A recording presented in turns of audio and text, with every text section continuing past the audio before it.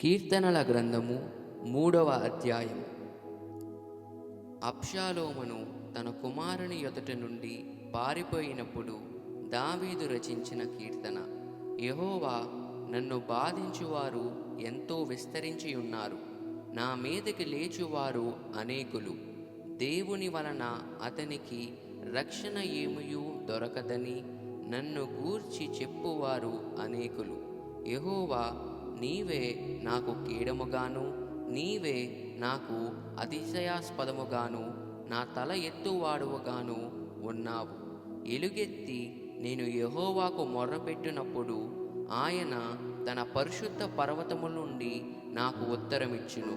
యెహోవా నాకు ఆధారము కావున నేను పండుకొని నిద్రపోయి మేలుకొందును. 10,000 మంది దండెత్తి నా మీదికి వచ్చి మోహరించినను నేను భయపడను.